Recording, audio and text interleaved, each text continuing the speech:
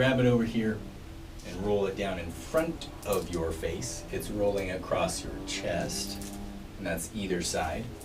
Or if you roll it up, you can contact the same place and duck your head under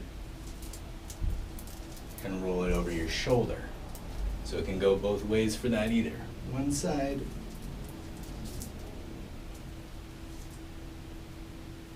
other side. The trick is, when it rolls up past your elbows, you're just bending your arm and making this square right here. And then either putting it in front of your head or behind. Hey, look at that, the chicken wing.